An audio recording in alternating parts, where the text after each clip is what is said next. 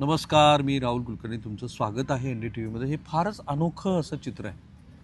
अल्पसंख्याक समुदायातले 8 नगरसेवक आहेत तुम्ही सगळे. तुम्ही पण ना? होय. तुमचं नाव काय सर? अल्लाबख्श गडेकरी.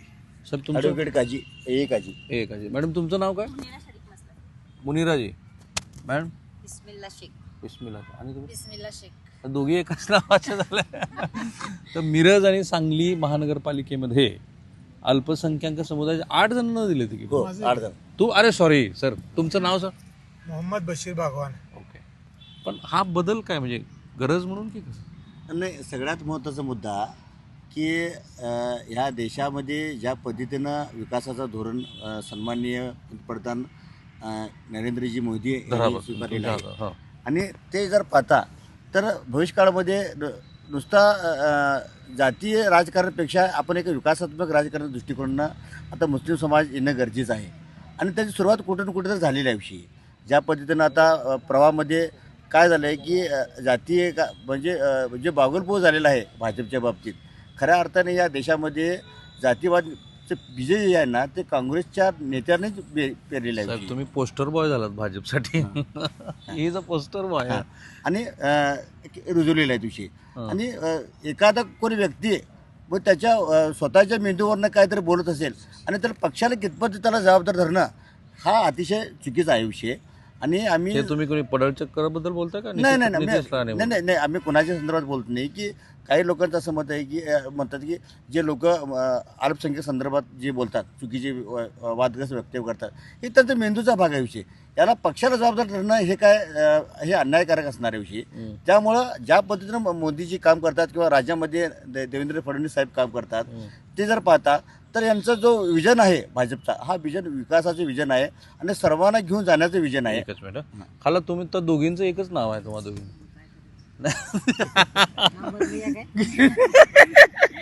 नाव नाही बदला तुमचं. अच्छा, ह्या 18 नंबर मध्ये तुम्ही. पण मग तुम्ही मतदारांना काय सांगताय? घ्या हे जरा. काय सांगायचं, काय करायचं मतदारांचं आपल्याला? कारण आमचा विभाग वेगळा आहे ना, आम्ही सांगलीत नाही, ह्यांनी मिरजेत ना आहेत. हा, असं आहे ना. त्या मिरजेतनं लढतात, तुम्ही सांगा. सांगलीत ना लढत आहे. तुमचा वार्ड कोणता? 18 नंबर. त्याचं काय नाव आहे त्या वॉर्डचं? असं काही नाही. हो, तुमच्या वॉर्डचं नाव तुम्ही प्रभाग ते थोडं वर पकडा. 5 नंबर. बरं, तुम्ही पहिल्यांदाच निवडणूक दोघी पण का? ती सांगलीच आहेत, आम्ही मिरजेचे आहेत. 5 नंबरला उभारल्यात. पण मग मतदारांना काय सांगायचं ठरवलंय तुम्ही? काय करणार प्रभागामध्ये? काय चांगलं झालं करूया की चांगलं. आणि काय करायचं, आम्ही आल्यावर करायचं. तुम्ही तर ते कमळाचं हे पण घातलं गळ्यामध्ये. होय, आम्हाला तिच्यापासून हे आहे तर आम्हाला का लाडकी बहिणीचे पैसे आम्हाला आम्ही तिलाच घालणार की तिचंच करणार आम्ही. लाडक्या बहिणीचं होय, 4 जणांचे पैसे येतात घरी. होय, एकाच नाही, दोघांचं नाही, 4घांचे येतात. मग आम्ही पहिल्यापासून तिलाच मत घालतोय. बीजेपीला. होय, वा, खरंच की घालतोय. पण असं काही लोक विचारतील तुम्हाला प्रचारात ना, तुम्ही भाजपचा प्रचार किंवा तुमचा प्रचार करणार तर काय करणार प्रचार? काय कामं करणार वगैरे त्यांना द्या जरा. तुमचं नाव सांगा. वर घ्या. मुनिरा शरीक मसले. हां, मुनिराजी तुम्ही काय प्रचार काय करणार? लड़की बहन के जो पैसे बैका को मिल रही वो तो ध्यान में रखने वाले बैका. दूसरा गैस का जो प्रॉब्लम था वो मोदी की वजह से उनको भी बहुत से लोगों को प्रॉब्लम उनका सॉल्व है सर. गैस का फिर से और ज़्यादा क्या होगा सो भी करेंगे. हेच मुद्दे सांगायचे तुम्ही. आणि काय होईल ते विकास करणारच की. त्यांना द्या जरा, ते पण होईल. असं आहे की मी त्यांना हा जाणीवपूर्वक प्रश्न नाही विचारला. थोडं वर घ्या. की भाजपची मंडळी एवढी मुसलमानांच्या विरोधात बोलतात, त्याच्याबद्दल काही नाही वाटत तुम्हाला? मी सर्वप्रथम माझं नाव सांगतो, मोहम्मद बशीर भागवान. मी मागील 25 वर्षापासून भाजपमध्ये आहे. काय सांगता? आता त्याच्यात विषय असा आहे की माननीय आमदार संभाजी पवार ज्यावेळी पक्षात प्रवेश घेतले तेव्हापासून मी संभाजी पवारच्या खांद्याला खांदा देऊन लढलेला माणूस. वैशिष्ट्य असं आहे की भाजपनं मला 3ऱ्या वेळेला उमेदवार दिलेला आहे. पण तुम्हाला घरात लोकांनी नाही का विचारलं? घरात एवढं- लोक कसं सांगतील आमचा म्हणजे अहो एवढी 4-5 लोक ती भाजपची वेगळ्या पद्धतीनं मुसलमानांच्या विरोधात बोलतात. ते बोलणारी वेगळी आहे. हम्म. ती बोलतात का ह्याचा विचार पहिला घ्यावा. मग सांगा काय बोल. ती बोलतात का तर त्यांचे सगळे काळे धंदे बंद पडलेले आहेत. आता मोदींच्या काळात काळे धंदे त्यांचे बंद पडलेले आहेत कुणाचे? म्हणून ते बोलायला आहेत.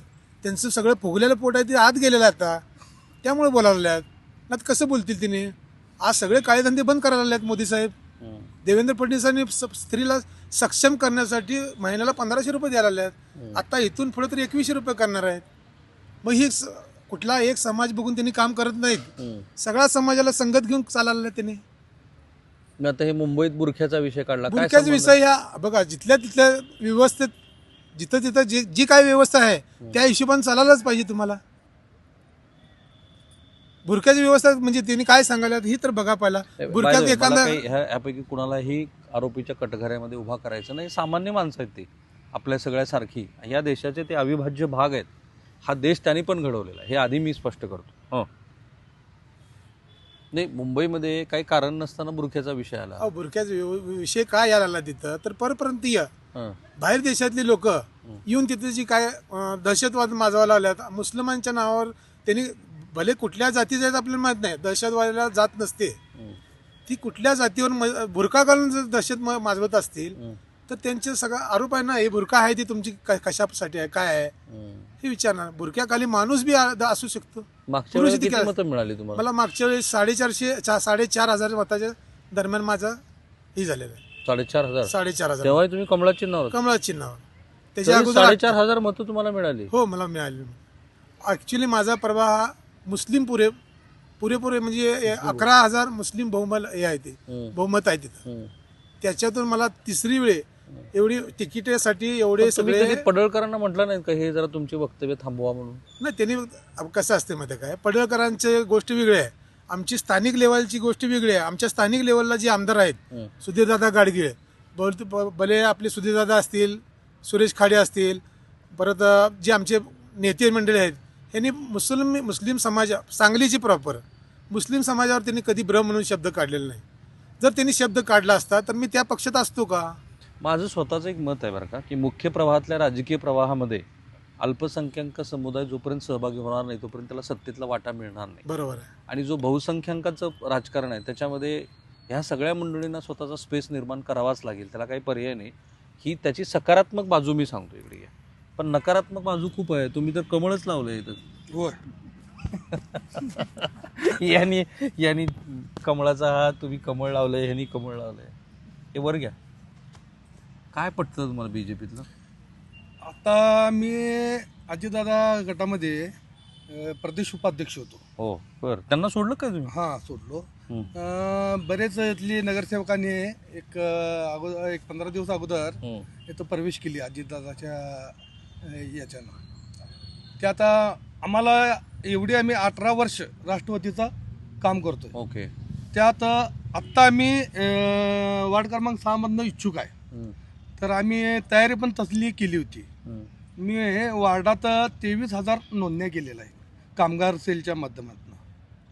आणि 7.5 कोटी रुपये त्यांना अकाउंटमध्ये, कुणाला स्कॉलरशिपचे लाख, कुणाला 80,000, डिलिव्हरीचे पैसे, लग्नाचे पैसे, असे 7.5 कोटी रुपये मी मंजूर करून दिलेलो आहे.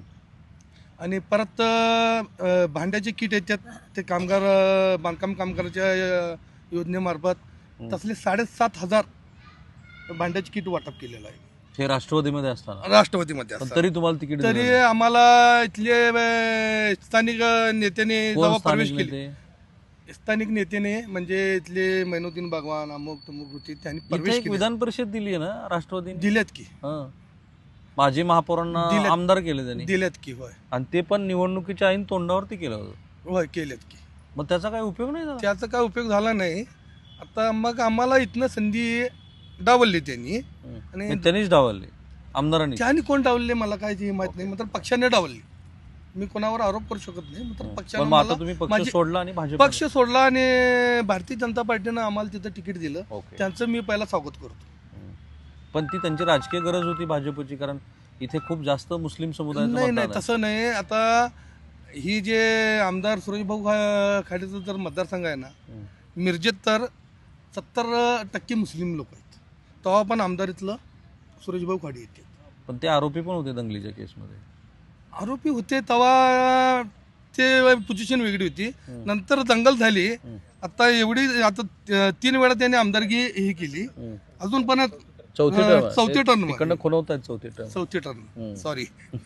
आतापर्यंत अजून आम्हाला म्हणजे असं त्यांचं काय अल्पसंख्याक लोकांनी काय प्रेशर कुठं काय जातीवाद असं नाही. तुम्ही मतदान मागायला जाणार आहात तर काय मुद्दे असणार आहेत तुमचे? मतदान मागायला आत्ता कसं झालंय, एवढी आम्ही कामं केलंय, हे राष्ट्रवादीनं तर आपल्याला दिलं नाही, तर BJPनं दिलं आपल्याला संधी. एक मुस्लिम उमेदवार म्हणून आम्हाला तिथं त्यांनी ही केली. आणि परत एक महिन्याच्या अगोदर खाडे साहेबानं जे आमचं जे मतदारसंघ आहे ते संपूर्ण 80% मुस्लिम आहे, 80% मुस्लिम आहे. तेव्हा पण त्यांनी तिथं 2.5 ते 3 कोटीचं एक महिन्यापूर्वी तिथं काम केलं. तुमच्या मतदारसंघ? हां, आमच्या मतदारसंघ. परत दर्ग्याचा विकासही नाही खाडे साहेबांनी केला. हे आम्ही मतदाराला पटवून सांगावं लागलो. आणि त्यांना मुस्लिम समुदायाची किती मतं मिळाली असतील विधानसभेत खाडेंना? चांगली मते मिळाली त्यांना. चांगली मतं मिळाली, ऍक्सेप्टन्स आहे. मग तुमचा प्रचाराचा मुद्दा सांगा, काय प्रचार तुमचा? प्रचार हीच चालू आहे की आमचा विकासावर आम्ही जे काम केलंय त्याच्यावर. कोण सदस्य आहे तुमचे, कोण उभारले? तुम्ही स्वतः? मी स्वतः उभारलो. तुम्ही असे सगळेजण मिळून सांगा. आमचं पॅनल आहे. तुमचं काय दीदी, तुला येतात का लाडक्या बहिणीचे पैसे? द्या बरं ते. घे. कधी केली तू नोंदणी? पहिल्यापासूनच नोंदणी केली होती. अगदी पहिल्यापासून येतात सगळे पैसे. बर, किती हप्ता मिळाला तुम्हाला आता? 1500. नाही 1500चा तर महिन्याला आहे, आता कालच मिळाला वाटतं ना? हा, कालच. आतापर्यंत पैसे किती आले लाडक्या बहिणीचे? 1800 पर्यंत. नाही, टोटल पैसे किती? पहिलेच किती? हे जरा यांच्याकडे कॅल्क्युलेशन आहे. काय केलं ते? 1700 गुणिले 1500 पकडा. हे जरा 1700 गुणिले 1500. पहिला हप्ता कोणत्या महिन्यात आला? आठवतं का? पण 17 हप्ते आले, 1500 रुपये. काय केलं त्या पैशात? काही चांदी आणली, पंजन घेतले पायातले, आम्ही आमच्या स्वतःवरच यूज केले. नवऱ्यांना मागायचं नाही मागायचं. त्यांनी म्हटलेत ना की मागू नका, तुम्हाला आम्ही भाऊ म्हणून द्यायला लागलेत म्हणून. मग त्यांचं आम्ही ते दिले कोणी? त्या दाढीवाल्या भावांनी दिले का? नाही,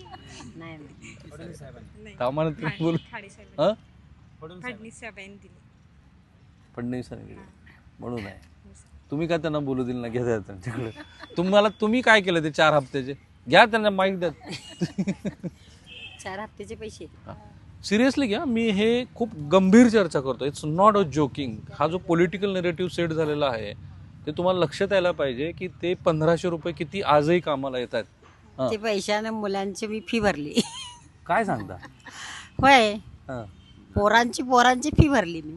किती? हा, नातूंची फी भरली. पोरं देतात तरी पण कमी पडताना मी त्यात भरलो पैसे काय घरात खर्चलं नाही. चांगले कामाला लावले. मतदान बीजेपीला केलं? होय. तुमच्यासारख्या किती महिला असतील त्यांनी बीजेपी? काय आता माझी माग काय माहित, मला माहित आहे तेवढं मी बोललो. आहे की नाही? यांना द्या. तुम्हाला पण येते की काय पैसे? उमेदवाराला पैसे काय केलं तुम्ही ते पैसे?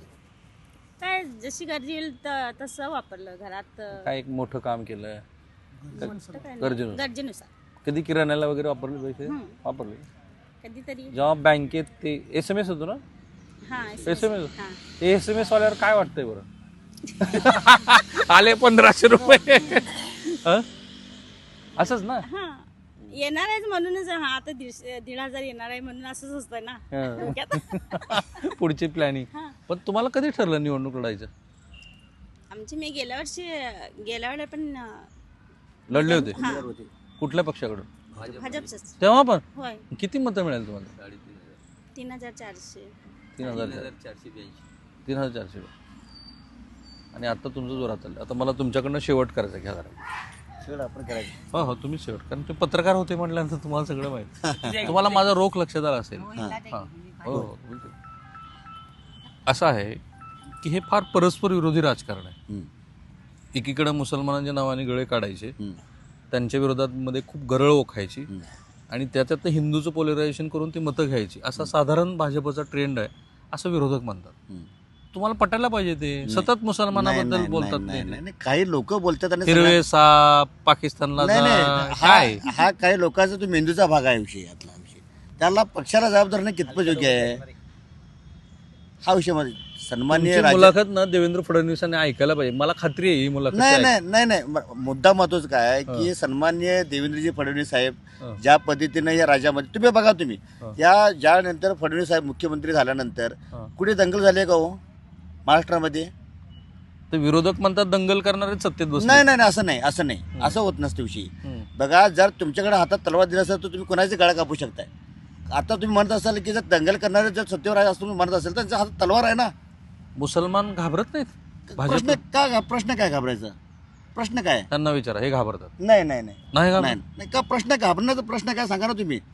आपण सुरुवातीला जे बोलला की या देश स्वातंत्र्य करण्यासाठी जेवढं इतर समाजाचा अधिकार तेवढं मुस्लिम समाजाचा अधिकार आहे. अर्थात मुस्लिमांनी तेवढंच या देशासाठी काम आणि केलं. आणि त्याचाच एक परिपाक म्हणून आज भारतीय जनता पार्टी जे मुस्लिम समाजाला मुख्य प्रभावात आणण्याचा प्रयत्न करायला लागला. आज एवढ्या जणांना त्यांनी आज 78 पैकी 8 ज्यांनी उमेदवार दिल्या, हा त्याचाच एक भाग आहे ही विषय.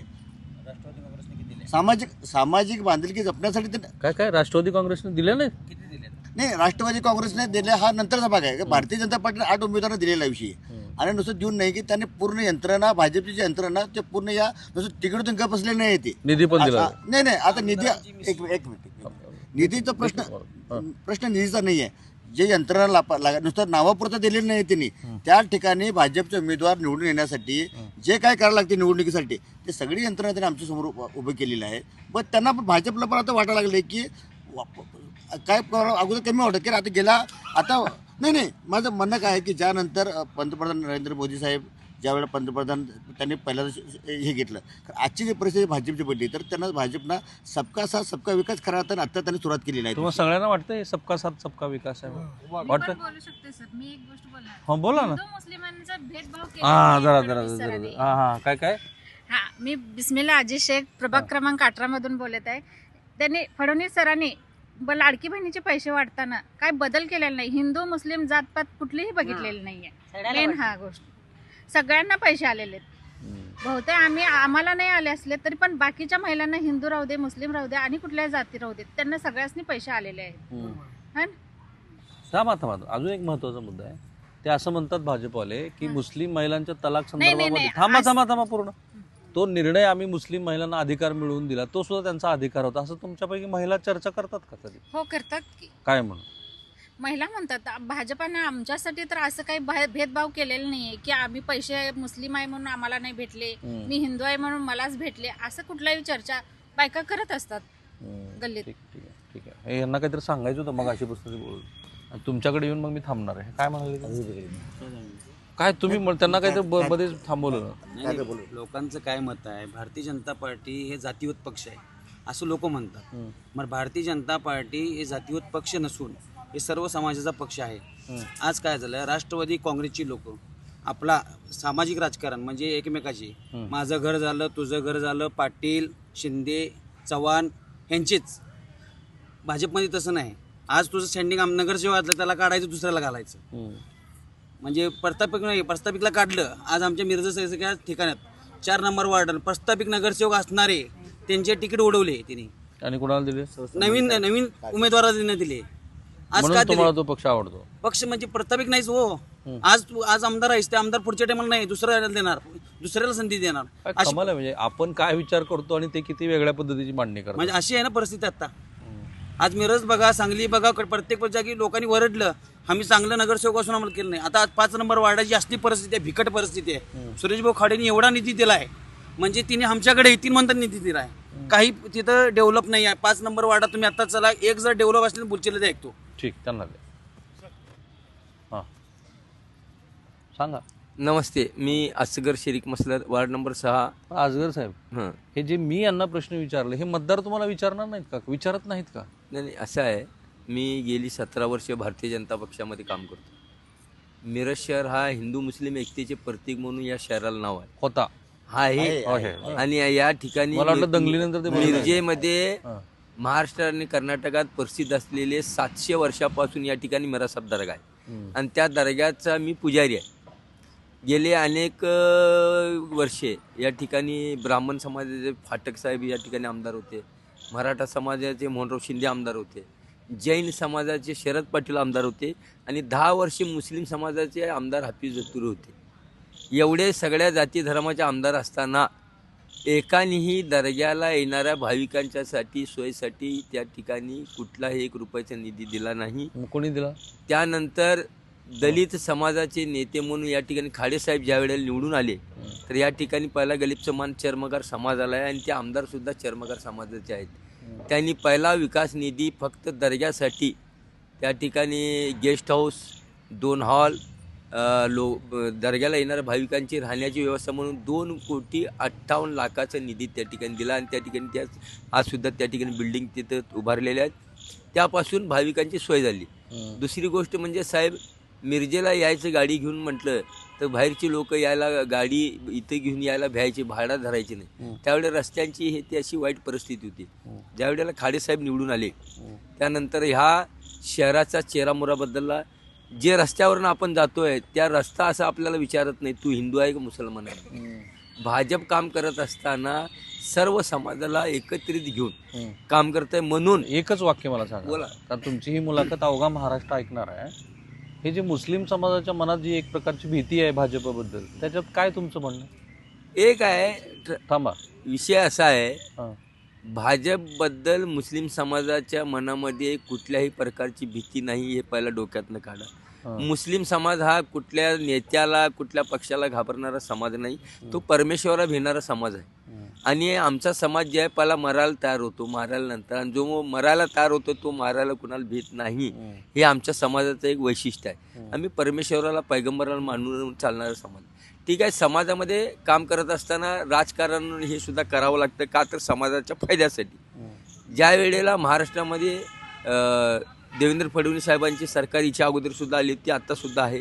परत नरेंद्र मोदी हे 2014पासून या ठिकाणी देशाचे पंतप्रधान आहेत. आता आम्हाला काही लोक आपली TRP वाढवण्यासाठी मुस्लिम समाजावर टीका करत असतात. त्यांचं पक्ष आणि मुसलमान हे दोन्ही जण कोणी तेवढं काय मनावर घेत नाहीत, त्यांचा धंदा आहेत म्हणतात. असं तुमच्यासारखा विचार करणारे किती लोक आहेत? नाही, आता 90% मुस्लिम समाजाने ठरवलेलं आहे ते जात पात धर्म पक्ष बघणार नाही. एकच मिनिट, मी आता तुम्हाला थांबवतो. त्यांनी जो नोट टाकली आहे ना त्याच्यावरती मी थांबतो. ही खुली चर्चा ठेवली. मी माझं स्वतःचं काही मत व्यक्त केलेलं नाही आहे. मला कुठल्या पातळीवरती ती चर्चा घेऊन जायची होती तर तुमच्या लक्षात आलेलं आहे. ती चर्चा मी खुली ठेवल्यानंतर सुद्धा ह्या सगळ्या मंडळींसाठी तुमची काय मतं आहेत आणि भारतीय जनता पार्टीच्या राजकारणाबद्दलची तुमची काय मतं आहेत ते सांगा. आणि तुम्हा सगळ्यांना शुभेच्छा. तुम्ही निवडून येऊन सभागृहात दिसाल अशी अपेक्षा धरू आम्ही सगळे. तुम्हा दोघींचं नाव इतकं साम्य असल्यामुळे आता कोणाला शुभेच्छा दे. सर्वांना शुभेच्छा. आणि लाडक्या बहिणीचा इम्पॅक्ट तुम्हाला लक्षात आला असेल. कॅमेरामन निकेतन मानेसह मी राहुल कुलकर्णी, NDTV मराठी, मिरज.